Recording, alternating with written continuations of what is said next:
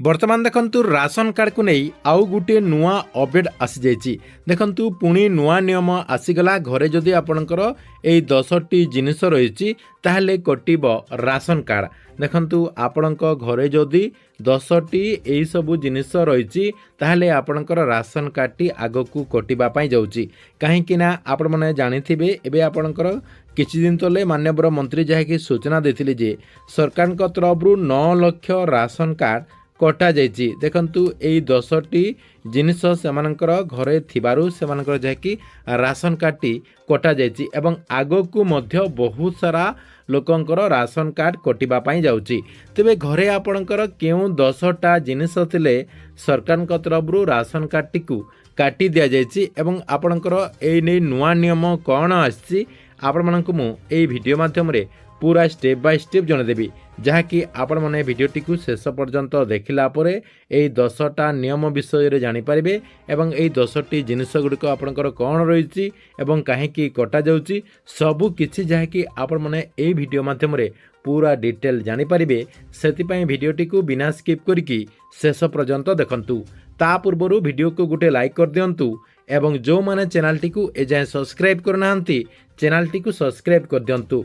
प्रथम देखंतु आपण मानक मु समस्त को जणाई दउची जे जेओ मानक पाखरे राशन कार्ड रही से माने जाकि ए वीडियोटी को बिना स्किप करिकी शेष पर्यंत देखंतु आपणक पई बहुत गुरुत्वपूर्ण रही। सरकार तरफ जो 9 लाख राशन कार्डटी कटा जाइए कहीं कटा जाइए एवं आगक आपणकर जो कटा जीव बोली कहा जाउची कहीं कटा जीव बोली कहा जाउची एवं आपणक घरे केउ 10टा जिनिस थिले आपणकर राशन कार्डटी कटिबो।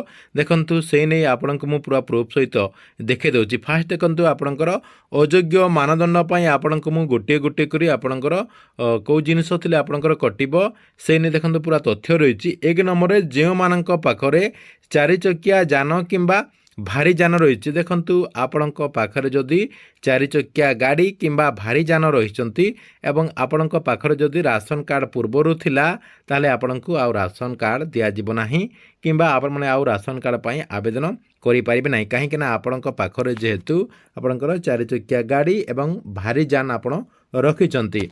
2 नंबर रे आपणकर देखंतु कोन रहिची 2 नंबर रे परिवार रो कोनोसी सदस्य केंद्र सरकार द्वारा किंबा राज्य सरकार द्वारा सरकार अनुदान प्राप्त संस्था किंबा पौरपालिका नियमित कर्मचारी होइचंती। अर्थात आपण माने जदि राज्य सरकार तरफ किंबा केंद्र सरकार तरफ जदि चाकरी करुचंती किंबा आपणकर सरकार अनुदान प्राप्त कौनसी संस्थारे किंबा पौरपालिका जदि आपण नियमित भावे कर्मचारी अछंती ताहले आपणको मध्य राशन कार्ड जहाँकि दियाजिब नाही आपणकर राशन कार्ड टी को मध्य काटी दियाजिब जदि आपण पूर्वरु राशन कार्ड पाइचंती। 3 नंबर देखंतु आपणकर कोन रहिची सहरांचल रे बेसरकारी संस्थारे मासिक 20,000 टंकारु अधिक वेतन पाउथिले एवं ग्रामांचल रे जो माने बेसरकारी संस्थारे मासिक 15,000 टंकारु अधिक वेतन पाउचंती सेमानंकर मध्य राशन कार्डटी जहाँकि कटा जाइए। देखंतु आपण जदि सहरांचल रे रहुचंती एवं कौनसी संस्थारे मासिक आपण जदि 20,000 टंकारु अधिक वेतन पाउचंती ताले आपणकर राशन कार्डटी को काटी दिया जिवो। ता सहित ग्रामांचल रे जो माने बसवास करुचंती एवं बेसरकारी संस्थारे जदि मासिक से जदि आपणकर 15,000 टंका लेखाएं पाउचंती ताहले सेमानकर मध्य राशन कार्डटी काटी दिया जिवो। एटा देखंतु आपणकर पूर्वरु ए जो आपणकर 20,000 टंका रहिछि एटा आपणकर 15,000 टंका रहिथिला एवं ए जो आपणकर 15,000 टंका रहिछि ग्रामांचल रे एटा आपणकर 10,000 टंका थिला। एटा जहाँकि केंद्र सरकार तरफ एथिरे परिवर्तन करा जायछि। एटा आपण जानि गले 3 नंबर। 4 नंबर देखंतु रहिछि पेंशनधारी मध्य सहरांचल रे मासिक आपणकर 20,000 टंकारु अधिक पेंशन पाउथिबे।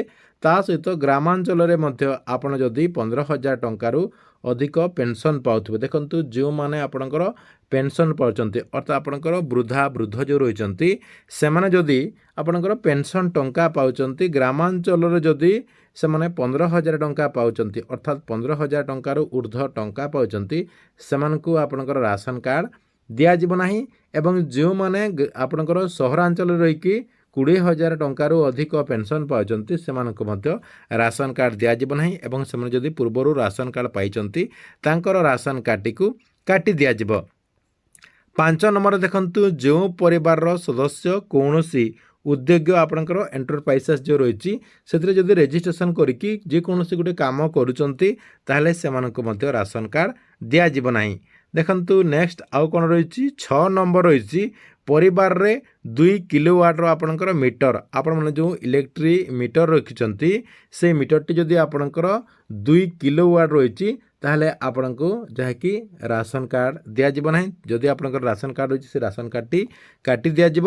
ତା ସହିତ ଆପଣଙ୍କର ଇଲେକ୍ଟ୍ରି ବିଲ୍ ଦେଖନ୍ତୁ ଆପଣଙ୍କର 300 ୟୁନିଟ୍ରୁ ଯଦି ଅଧିକ ଆସିବ, ଅର୍ଥାତ୍ ଆପଣଙ୍କର ଯଦି ଇଲେକ୍ଟ୍ରି ବିଲ୍ 300 ୟୁନିଟ୍ରୁ ଯଦି ଅଧିକ ଆସିଛି ତାହେଲେ ଆପଣଙ୍କୁ ମଧ୍ୟ ରାସନ କାର୍ଡ଼ଟି ଦିଆଯିବ ନାହିଁ। ଅର୍ଥାତ୍ ଆପଣଙ୍କର ଯଦି ମାସକୁ 1500 ଟଙ୍କାରୁ ନେଇକି 2000 ଟଙ୍କା ପର୍ଯ୍ୟନ୍ତ ଆପଣଙ୍କର ଯଦି ବିଲ୍ ଆସୁଛି ତାହେଲେ ଆପଣମାନେ ମଧ୍ୟ ରାସନ କାର୍ଡ଼ ପାଇବା ପାଇଁ ଯୋଗ୍ୟ ନୁହନ୍ତି ଏବଂ ପାଇଛନ୍ତି ଯଦି ଆପଣଙ୍କର ସରକାରଙ୍କ ତରଫରୁ କାଟି ଦିଆଯିବ। 7 ନମ୍ବର ଦେଖନ୍ତୁ, ଆୟକର ଦାତା, ଯଦି ଆପଣମାନେ ଇନକମ୍ ଟ୍ୟାକ୍ସ ଦେଉଛନ୍ତି, ଅର୍ଥାତ୍ ଆପଣମାନେ ଯଦି ଜଣେ ଆୟକର ଦାତା ଅଟନ୍ତି ଏବଂ ଇନକମ୍ ଟ୍ୟାକ୍ସ ଦେଉଛନ୍ତି ତାହେଲେ ଆପଣଙ୍କର ମଧ୍ୟ ରାସନ କାର୍ଡ଼ଟି କଟିବ, ଆପଣମାନେ ମଧ୍ୟ ରାସନ କାର୍ଡ଼ ପାଇବା ପାଇଁ ଯୋଗ୍ୟ ନୁହନ୍ତି। ଦେଖନ୍ତୁ ଏଥିପାଇଁ ସରକାରଙ୍କ ତରଫରୁ ବହୁତ ସାରା ଲୋକଙ୍କର କଟିଛି। ଦେଖନ୍ତୁ 8 ନମ୍ବରରେ, ପରିବାରର କୌଣସି ସଦସ୍ୟଙ୍କ ପାଖରେ ଆପଣଙ୍କର ଟ୍ରାକ୍ଟର କିମ୍ବା ହାର୍ଭେଷ୍ଟର ଥିଲେ। ଦେଖନ୍ତୁ ପୂର୍ବରୁ ଆପଣଙ୍କର ଏଇ ଲୋକମାନେ ଗରିବ ଶ୍ରେଣୀର ରହିଥିଲେ, ଅର୍ଥାତ୍ ତାଙ୍କ ପାଖରେ ଟ୍ରାକ୍ଟର ନଥିଲା, ତାଙ୍କ ପାଖରେ ହାର୍ଭେଷ୍ଟର ନଥିଲା। ଏବେ କିନ୍ତୁ ସେମାନେ ଯାହାକି ସଚଳ ହେଲେଣି, ସେମାନେ ଯାହାକି କିଛି ରୋଜଗାର କଲେଣି ଏବଂ ସେମାନେ ଯାହାକି ଏବେ ଟ୍ରାକ୍ଟର କିଣିଛନ୍ତି ଏବଂ କିଛି ଲୋକ ଯାହାକି ହାର୍ଭେଷ୍ଟର କିଣିଛନ୍ତି ସେଇମାନଙ୍କର ନାଁଟି ମଧ୍ୟ ସରକାରଙ୍କ ତରଫରୁ କଟାଯାଇଛି। ଯେହେତୁ ସେମାନେ ଏବେ ଆପଣଙ୍କର କିଛି ରୋଜଗାର କରି ଆପଣଙ୍କର ଟ୍ରାକ୍ଟର ହାର୍ଭେଷ୍ଟର କିଣିଛନ୍ତି, ସେଥିପାଇଁ ସରକାରଙ୍କ ତରଫରୁ ସେମାନଙ୍କୁ ଅଯୋଗ୍ୟ କରିକି ସେମାନଙ୍କର ରାସନ କାର୍ଡ଼ଟି ମଧ୍ୟ କଟାଯାଇଛି। 9 ନମ୍ବର ଦେଖନ୍ତୁ, ପକ୍କା ଘର ଓ ଅଧିକ ଜମି ରହିଥିଲେ। ଦେଖନ୍ତୁ ଆପଣଙ୍କ ପାଖରେ ଯଦି ପକ୍କା ଘର ରହିଛି, ଦେଖନ୍ତୁ ଯଦି ଆପଣଙ୍କର ଏମିତି ପକ୍କା ଘର ରହିଛି, ଅର୍ଥାତ୍ ଆପଣମାନଙ୍କୁ ଯଦି ବଡ଼ ଘର ରହିଛି ଆପଣଙ୍କର, ତାହେଲେ ଆପଣଙ୍କୁ ରାସନ କାର୍ଡ଼ ଦିଆଯିବ ନାହିଁ। ଏହା ସହିତ ଆପଣଙ୍କ ପାଖରେ ଯଦି ଅଧିକ ଜମି ରହିଛି ତାହେଲେ ଆପଣମାନେ ମଧ୍ୟ ରାସନ କାର୍ଡ଼ ପାଇପାରିବେ ନାହିଁ। ଏହି କ୍ଷେତ୍ରରେ ମଧ୍ୟ ବହୁତ ସାରା ହିତାଧିକାରୀଙ୍କୁ କଟାଯିବାର ଯାହାକି ସୂଚନା ରହୁଛି। ତେବେ ଦେଖନ୍ତୁ ଏଇଟା ଆପଣମାନେ ଜାଣିଗଲେ ଯେ ଆପଣଙ୍କ ପାଖରେ କ'ଣ ସବୁ ଥିଲେ ରାସନ କାର୍ଡ଼ କଟିବ। ଦେଖନ୍ତୁ ଆଉ ସବୁ ଆପଣଙ୍କର କ'ଣ ରହିଛି, 10 ନମ୍ବରରେ ଏହିସବୁ ପାଇଁ ମଧ୍ୟ ଆପଣଙ୍କର ରାସନ କାର୍ଡ଼ଟି କଟିବାର ଯାହାକି ଚାନ୍ସ ରହିଛି। ଦେଖନ୍ତୁ ଯେଉଁମାନେ ରାସନ କାର୍ଡ଼ ପାଇଛନ୍ତି ତଥାପି ସେମାନଙ୍କର ରାସନ କାର୍ଡ଼ଟି ଆଗକୁ କଟିବାର ଯାହାକି 100% ଚାନ୍ସ ରହିଛି। ତେବେ କାହିଁକି କଟିବ ଦେଖନ୍ତୁ ସେଇ ନେଇ ମଧ୍ୟ ଆପଣଙ୍କୁ ମୁଁ ଜଣାଇ ଦେଉଛି। ଫାଷ୍ଟ ରହିଛି ଆପଣଙ୍କର ଭୁଲ ତଥ୍ୟ ଦେଇଥିବା, ଅର୍ଥାତ୍ ଆପଣଙ୍କର ଆୟ ଆପଣ କମ୍ ଦେଇଥିବେ, ଜମି କମ୍ ଦେଇଥିବେ, ଘର ବିଷୟରେ ଆପଣଙ୍କର ଭୁଲ ସୂଚନା ଦେଇକି ଯଦି ଆପଣ ରାସନ କାର୍ଡ଼ ହାତେଇଛନ୍ତି ତାହେଲେ ଆପଣଙ୍କର ଯଦି ସବୁକିଛି ଜଣାପଡ଼ିଯିବ ତାହେଲେ ଆପଣଙ୍କର ରାସନ କାର୍ଡ଼ଟି କାଟି ଦିଆଯିବ ଏବଂ ସେହି କ୍ଷେତ୍ରରେ ବହୁତ ସାରା ଲୋକଙ୍କର କଟାଯାଇଛି। କାହିଁକିନା ସରକାରଙ୍କ ତରଫରୁ ଯେହେତୁ EKYC କରାଯାଇଥିଲା, EKYC କରିବା ଦ୍ୱାରା ଏମାନେ ଯାହାକି ଧରା ପଡ଼ିଛନ୍ତି। ଏଇଟା ଆପଣଙ୍କର 1 ନମ୍ବର ଗଲା ଡୁପ୍ଲିକେଟ୍ ରାସନ କାର୍ଡ଼। ଦେଖନ୍ତୁ ଆପଣଙ୍କର ଡୁପ୍ଲିକେଟ୍ ରାସନ କାର୍ଡ଼ କ'ଣ, ଏକ ପରିବାର ଯାହାକି 2ଟା ଜାଗାରେ ରାସନ କାର୍ଡ଼ ହାତେଇଥିଲେ। ଯଦି ଆପଣ 2ଟା ଜାଗାରେ ରାସନ କାର୍ଡ଼ କରିଦେଇଥିଲେ ଏବଂ 2 ଜାଗାରେ ଯଦି ଆପଣ ରାସନ ସାମଗ୍ରୀ ପାଉଥିଲେ ତାହେଲେ ଆପଣଙ୍କର ଯାହାକି ରାସନ କାର୍ଡ଼ଟି କଟିବାର ଅପଡେଟ୍ ରହିଛି।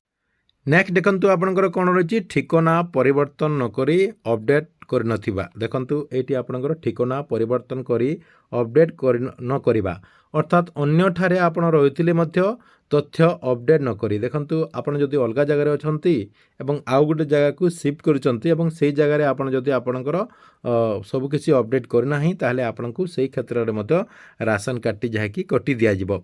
ଦେଖନ୍ତୁ ନେକ୍ସଟ ଆପଣଙ୍କର କ'ଣ ରହିଛି, ଦୀର୍ଘ ଦିନ ରାସନ ନେଉନଥିବା, ଅର୍ଥାତ୍ ଆପଣମାନେ ଯଦି ଦୀର୍ଘ ସମୟ ଅର୍ଥାତ୍ ଆପଣମାନେ ମାସ ମାସ ଧରି ରାସନ କାର୍ଡ଼ରୁ ଆପଣଙ୍କର ରାସନ ସାମଗ୍ରୀ ଆପଣଙ୍କ ଡିଲର ଠାରୁ ଯଦି ଆଣୁନଥିବେ ତାହେଲେ ଆପଣଙ୍କୁ ସେଇ କ୍ଷେତ୍ରରେ ମଧ୍ୟ ରାସନ ସାମଗ୍ରୀ ଆଉ ମିଳିବ ନାହିଁ ଏବଂ ଆପଣଙ୍କର ଯେଉଁ ରାସନ କାର୍ଡ଼ଟି ରହିଛି ସେଇ ରାସନ କାର୍ଡ଼ଟିକୁ ମଧ୍ୟ କାଟି ଦିଆଯିବ।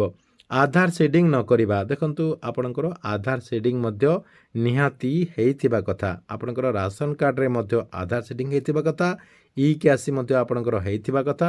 ଏହିସବୁ ଆପଣମାନେ ଯଦି ନ କରିବେ ତାହେଲେ ଆପଣଙ୍କର ରାସନ କାର୍ଡ଼ଟି ସରକାରଙ୍କ ତରଫରୁ କାଟି ଦିଆଯିବ। ଦେଖନ୍ତୁ ଏଥିପାଇଁ ଆପଣଙ୍କର ଯେଉଁ 9 ଲକ୍ଷ ଲୋକଙ୍କର ରାସନ କାର୍ଡ଼ଟି କଟାଯାଇଛି, ଆପଣଙ୍କର ଘରେ ଏହିସବୁ ଜିନିଷ ପାଇଁ ଆପଣଙ୍କର 9 ଲକ୍ଷ ଲୋକଙ୍କର ରାସନ କାର୍ଡ଼ଟି କଟିଛି ଏବଂ ଆଗକୁ ମଧ୍ୟ ବହୁତ ସାରା ଲୋକଙ୍କର ରାସନ କାର୍ଡ଼ଟି କଟିବାର ମଧ୍ୟ ସମ୍ଭାବନା ରହୁଛି। ସେଥିପାଇଁ ଦେଖନ୍ତୁ ଆପଣମାନେ ଏବେଠାରୁ ଯାଇକି ସଜାଗ ହେଇଯାଆନ୍ତୁ। ଆପଣ ଯଦି ଯୋଗ୍ୟ ନୁହନ୍ତି ତାହେଲେ ଆପଣଙ୍କର ରାସନ କାର୍ଡ଼ଟି ଆପଣଙ୍କର ନିୟରେଷ୍ଟ ଯେଉଁ ଡିଲର ରହିଛନ୍ତି ସେ ଡିଲରରେ ସରେଣ୍ଡର କରିଦିଅନ୍ତୁ। ନହେଲେ ଆପଣଙ୍କୁ ହୁଏତ ଆପଣ ଯେତେ ରାସନ ସାମଗ୍ରୀ ନେଇଥିବେ ତାର ଆପଣଙ୍କର ସୁଧ ସହିତ ସବୁ ଫେରସ୍ତ ମଧ୍ୟ କରିବା ପାଇଁ ପଡ଼େ, କାହିଁକିନା ସରକାରଙ୍କ ତରଫରୁ ଆପଣଙ୍କର ନିୟମ ମଝିରେ ମଝିରେ ପରିବର୍ତ୍ତନ ହେଉଛି। ଠିକ୍ ଅଛି, ଏଥିଲା ଆପଣଙ୍କ ପାଇଁ ରାସନ କାର୍ଡ଼କୁ ନେଇ ଗୋଟିଏ ବଡ଼ ଅପଡ଼େଟ୍। ଆପଣମାନଙ୍କୁ ଭିଡ଼ିଓଟି କେମିତି ଲାଗିଲା କମେଣ୍ଟ ବକ୍ସରେ ନିଶ୍ଚୟ ଗୋଟେ କମେଣ୍ଟ କରନ୍ତୁ ଏବଂ ପ୍ରତ୍ୟେକ ଦିନ ଗଭର୍ଣ୍ଣମେଣ୍ଟର ନୂଆ ନୂଆ ଯୋଜନାଗୁଡ଼ିକର ଇନଫର୍ମେସନ୍ ଗୁଡ଼ିକ ଜାଣିବା ପାଇଁ ଚାହୁଁଥିଲେ ଆମର ଏଇ ଯେଉଁ ଚ୍ୟାନେଲ୍ ରହିଛି ଏହି ଚ୍ୟାନେଲ୍ଟିକୁ ସବସ୍କ୍ରାଇବ୍ କରିକି ରେଗୁଲାରଲି ଦେଖୁଥାନ୍ତୁ।